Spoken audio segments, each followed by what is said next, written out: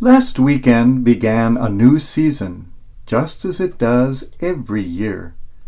I don't mean the return to standard time, though that extra hour of sleep is certainly welcome. Nor do I refer to the beginning of the month of All Souls, as beloved as that may be. No, the season we entered on the 31st of October was the season of sweets.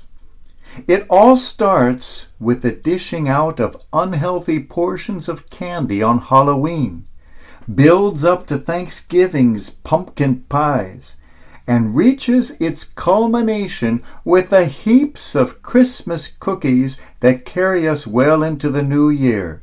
Just when the stale cookies are almost all consumed, we're treated to one extra rush of sugar in the form of Valentine's Day chocolates. It is a dentist's delight. Of course, we all have our own favorites among these health foods.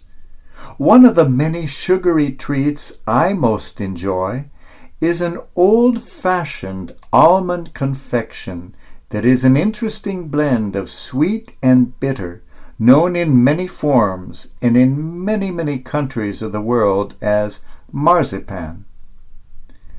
Depending on where you are, you will find it inside chocolates, as icing on wedding cakes, secret ingredient in fruit cakes, and stolen, or molded into colorful animal shapes. In this country, we perhaps know it best in the form of beautiful little imitation fruits and vegetables exquisitely made. I once visited a marzipan museum in an old confectionery in Europe, and there I was able to see wonderful figures of dinosaurs, castles, life-sized animals, and celebrities and fairy tale figures, all perfectly sculpted of the delicious marzipan and painted by hand with natural vegetable colors as it has been done for centuries. Marzipan has been around a very long time, and in the Middle Ages was even used as medicine, certainly better tasting than some of the medications we take nowadays, and probably just as effective. Many countries claim to have invented it, and it is unclear where it actually originated, but one of the most persistent stories about its origin comes from Lübeck in Germany. According to this, the year 1407 was a terrible year of famine, and the people were dying of starvation. To make matters worse, the city was besieged by enemy armies, and so nothing could be brought in from outside. Due to the unseasonably cold and rainy weather, the crops of wheat and other grains had failed, and so there was no flour to make bread. So the town council of Lübeck ordered the city's bakers to create a replacement using anything they could find. All the warehouses in the port were searched, but all were empty, until they came upon an old abandoned warehouse whose owner had been long dead. There they found a large amount of almonds and honey, which had been stored there for many years and forgotten. But what good was this? The people needed bread, not sweets.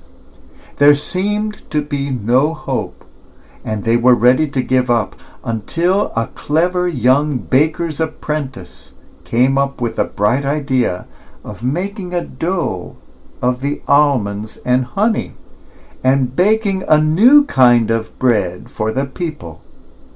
The bread was found to be both delicious and nutritious.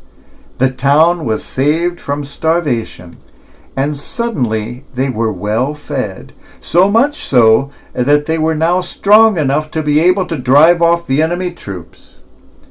The enterprising young baker had saved the day by realizing that in the right hands, a little bit can be enough for all. In the right hands, the most useless things can become the most useful of all. In the right hands.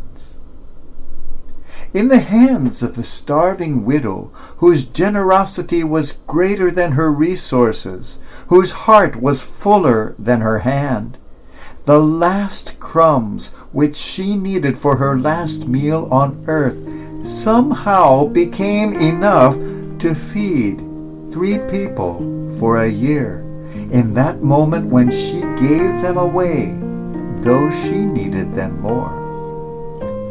In the hands of the poor widow, whose heart was fuller than her hand, the 2 pennies became the greatest treasure on earth, in that moment when she gave them away, though she needed them more.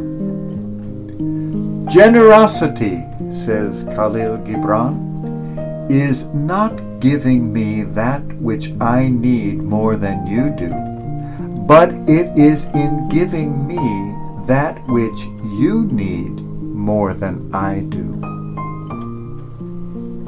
In the right hands, so little can be so much, whenever the heart is fuller than the hands.